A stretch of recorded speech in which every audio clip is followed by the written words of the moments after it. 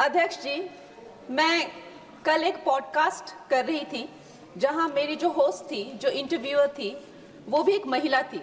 तो उन्होंने मुझसे कहा कि महिला आरक्षण बिल आ रहा है तो विपक्ष ये कह रहा है, वो कह रहा है।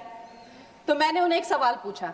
मैंने कहा, आप अपने दिल पर हाथ रख के कहिए, in the history of mankind, in the history of womankind, in the history of the world, क्या कभी भी महिलाओं को ये प्रिविलेज मिला है?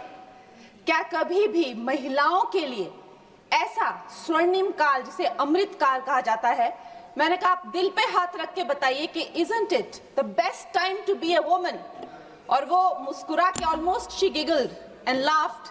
She said, yes, this is the best time to be a woman.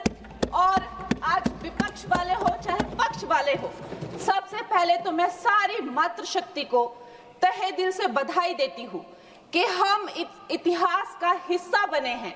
जो आज तक महिलाओं की एक इमेज रही है, सब महिलाओं ने बात रखी अपनी। चाहे हम लोग आज भी हर दिन पेपर में पढ़ते हैं, बेटियों को जहर देके मार दिया गया, चाहे हम हर एक महिला के दिल में एक दर्द है अध्यक्ष महोदय।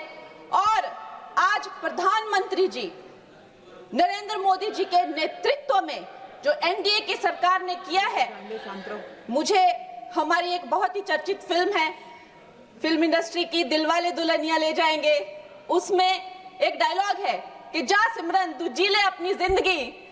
तो आज हमारी सरकार ने इस भारतवर्ष की बेटियों को कहा है, महिलाओं को कहा है, सारे पिंजरे टूट गए हैं, सारी दीवारें टूट गई है, जाओ बेटियों तुम जी लो अपनी जिंदगी। हम महिलाओं के लिए ये बहुत बड़ी बात है। मैं सारी महिलाओं को, यहाँ बैठी हुई सारी मेरी बहनों को बहुत बहुत बधाई देती हूँ। अध्यक्ष महोदय, भारत की बेटी वैदिक काल में जब दृष्टा बनी, दर्शनी बनी, विदुषी बनी, तो वो गार्गी और मैत्री बनी। मध्यकाल में जब वो लड़ी, उसने नेतृत्व किया, वो रानी लक्ष्मीबाई बनी, वो अबक्का बनी। अध्यात्म में जब भारत की बेटी ने परचम उठाया, परचम पाया, तो वो मीराबाई बनी, अक्का महादेवी बनी।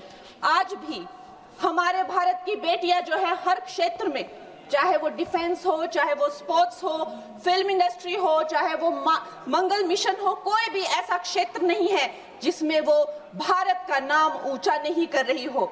लेकिन ये जो राजनीति का एक क्षेत्र है, वही एकमात्र ऐसा क्षेत्र है अध्यक्ष महोदय जी, जहां पर हमारा देश पूरे विश्व के साथ कदम से कदम मिलाकर नहीं चल पा रहा है। मैं हिमाचल प्रदेश का उदाहरण देती हूँ।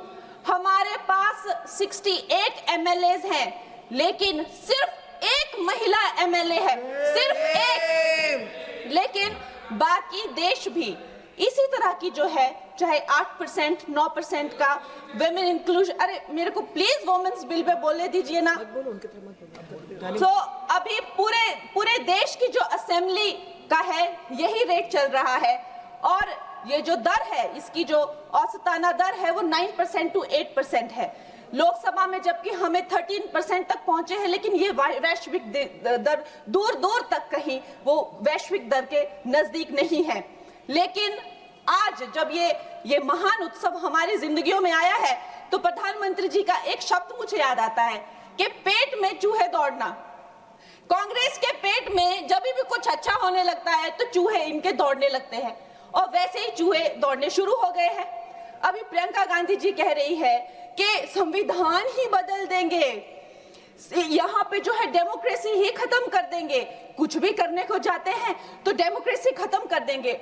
आप थोड़ा भी अगर कॉमन सेंस यूज करें कि जो लोकप्रिय नेता है, जो डेमोक्रेटिकली इलेक्टेड नेता है प्रधानमंत्री जी, जिन्हें डेमोक्रेसी ने उनकी पार्टी को लाया है, वो उस डेमोक्रेसी को क्यों खत्म करेंगे? वो थोड़ा ना कोई इंदिरा गांधी जी की तरह उनसे कोई कुर्सी ले रहा है तो उनको कुर्सी पे हक जमा के रखना है, तो वो डेमोक्रेसी खत्म करनी ही पड़ेगी। ऐसी तो कोई स्थिति है ही नहीं।